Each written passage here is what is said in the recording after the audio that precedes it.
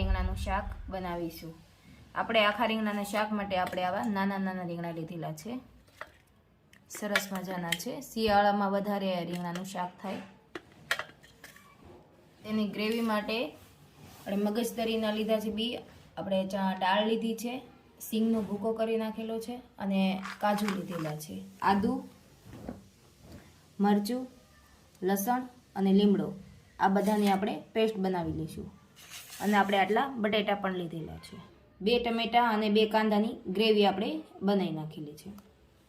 હવે આપણે આ રીંગણાને આજુબાજુમાં જે 4-5 પાન છે તે કાઢી નાખશું અને ડીટિયા રેવા દેશું એમનો જ, અને વચ્ચે 2 કાપા મૂકી દઈશું આવી રીતે। એવી જ રીતે આપણે બધા રીંગણામાં કરી દઈશું।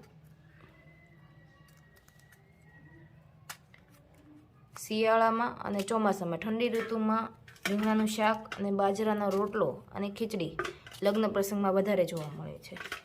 હવે આપણે આને પીસી નાખશું। કાજુ અને મગજતરી છે, દાળ ને એવું લીધેલું છે એ બધું આપણે એક મિક્સરના વાટકામાં પીસી નાખશું। બહુ બારીક નહીં પીસી નાખીએ, આપણે થોડું થોડું અધકચરું આખો ભાંગું રહે એવું રાખશું। અધકચરું આખા ભાંગું રાખવાનું, જેથી કરીને ગ્રેવી સારું બને આપણું। હવે આપણે આદુ, લીમડા અને આ લસણની 8-10 કળી લીધી છે અને લાલ મરચું છે, તેની આપણે પેસ્ટ બનાવી લઈશું। આદુ જો વધારે ખાતા હોય તો થોડુંક વધારે પણ નાખવાનું। હવે આપણે તેની પેસ્ટ બનાવી લઈશું। આપણે આદુ, મરચાં, લસણ અને લીમડો એની પેસ્ટ પણ રેડી કરી દીધી છે।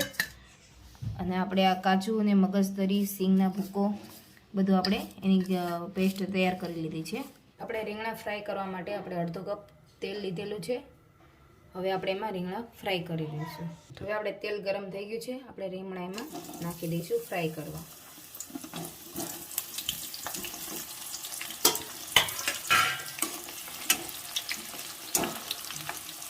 આવી રીતે ધીમા તાપે આપણે ગેસ ધીમો જ રાખીશું, જેથી કરીને રીંગણા બરોબર ફ્રાય થઈ જાય।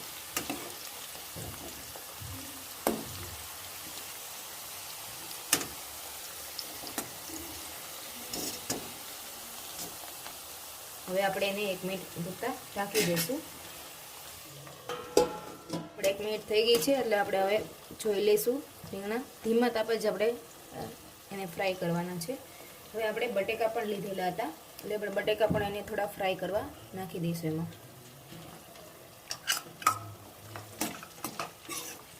આપણે આને છે ને 10 મિનિટ ફ્રાય કરતા થશે। 10 મિનિટ આપણે ફ્રાય કરીશું બટેકાને રીંગણાને। હવે આપણે ધીમે ધીમા 2-3 મિનિટે જોતું રહેવાનું અને આવી રીતે હલાવી દેવાનું, એટલે બરાબર સરસ મજાના આપણા ફ્રાય થઈ જાય। સરસ થઈ ગયા છે। હજી આપણે એને 2-3 મિનિટ રહેવા દઈશું થોડી વાર। આપણે રીંગણ પૂરતું મીઠું આપણે એમાં નાખી દઈશું, એટલે સરસ રીંગણામાં પણ ચડી જાય અને સરસ થાય।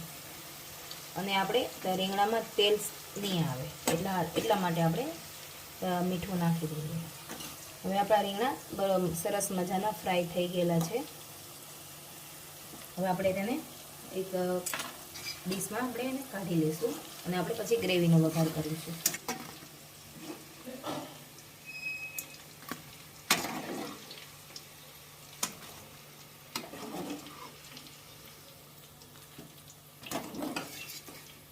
રાઈ નાખી દઈએ, 1 ચમચી જેટલી રાઈ એડ કરીશું, 1 ચમચી જીરું, 4 લવિંગના ટુકડા છે, તમાલપત્ર, હળદર 1 ચમચી, 1 ચમચી હિંગ, આદુ મરચાંની જે પેસ્ટ બનાવેલી છે તે આપણે તેલમાં એડ કરી દઈશું। અને તેને થોડી વાર છે ને 1 મિનિટ સુધી ફ્રાય કરવા દઈશું અને આપણે ગેસ તો છે ને ધીમો જ રાખીશું, જેથી કરીને ફ્રાય સરસ થાય અને આપણું ગ્રેવી સરસ બને। જે કાંદા ટમેટાની ગ્રેવી કરેલી છે તે આપણે આમાં નાખી દઈશું। હવે તેને પણ આપણે 5 મિનિટ જેટલી ચડવા દઈશું અને ગેસ તો આપણે ધીમો જ રાખવાનો છે, જેથી કરીને આપણું ગ્રેવી સરસ થાય અને નીચે બેસે પણ નહીં। હવે આપણે તેલ ઉપર આવી જાય ત્યાં સુધી આપણે એને ચડવા દઈશું। હવે આપણે ગ્રેવી પૂરતું મીઠું નાખી દઈશું, એટલે ગ્રેવી સરસ ચડી જાય। 1 ચમચી ધાણા જીરું આપણે નાખી દઈશું।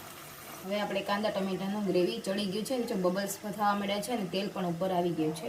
કાપા કરી હવે 3 મરચાં નાખી દઈશું। તરી અને સિંગનો ભૂકો છે તે બધું આપણે એની અંદર નાખી દઈશું. એનો પેસ્ટ બનાવેલી છે તે અંદર પણ ગ્રેવીમાં નાખી દઈશું. આપણે અડધો કપ જેટલું પાણી એડ કરીશું. અડધો કપ જેટલું પાણી એડ કરીશું. ગેસ આપણે ધીમો જ રાખીશું. હવે આપણે કાશ્મીરી લાલ મરચું 3 ચમચી નાખી દઈશું. હવે આપણે ગ્રેવી પૂરતું મીઠું નાખી દઈશું. હવે એને આપણે 5 મિનિટ હજી ગ્રેવીને રહેવા દઈશું અને હજી આપણે અડધો કપ જેટલું પાણી નાખી દઈશું. ટોટલ અહીંયા મેં 2 કપ પાણી નાખેલું છે. હવે તેલ ઉપર આવે ત્યાં સુધી આપણે તેને ગ્રેવીને રહેવા દઈશું. અડધો ચમચી ગરમ મસાલો પણ નાખી દઈશું. રહ્યા છો આપણે ગ્રેવી સરસ તૈયાર થઈ ગઈ છે અને આપણે તેલ પણ ઉપર આવી ગયું છે. જો તો આપણે ગળું ખાતા હોય તો આપણે થોડોક ગળ નાખવાનો, જો ગળું ન ખાતા હોય તો આપણે ગળ નહીં નાખવાનું. મેં અહીંયા ગળ નાખેલો છે. રીંગણા અને બટેકા છે તે પણ એડ કરી દઈશું આમાં.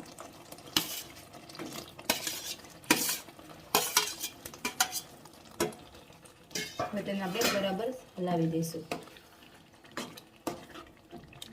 1 મિનિટ જેટલા રહેવા દઈશું, પછી આપણે ઉતારી લઈશું. અને જો મિત્રો તમને મારો વિડીયો પસંદ, મારી રેસીપી પસંદ આવે તો લાઈક કરજો, શેર કરજો અને સબસ્ક્રાઈબ કરજો. આ વસ્તુ અત્યારે શિયાળામાં વધારે જોવા મળે છે. શિયાળો અને ચોમાસામાં થોડીક વધારે જોવા મળે છે અને ખાવાની પણ મજા આવે છે. આપણું આખા રીંગણાનું શાક સરસ મજાનું તૈયાર થઈ ગયું છે. ગ્રેવી જો આપણે થોડીક પતલી લાગે છે ત્યારે, પણ 5 મિનિટ રહેશે ને એટલે ગ્રેવી ઘટ થઈ જશે. સરસ મજાનું આપણું રીંગણાનું શાક તૈયાર થઈ ગયું છે. હેલો મિત્રો, જરૂર ને જરૂર લાઈક કરજો અને શેર કરજો, જેથી કરીને અમને પણ પ્રોત્સાહન મળે બીજો વિડીયો બનાવવાની અને સારી રેસીપી તમને બતાવવાની. Thank you so much.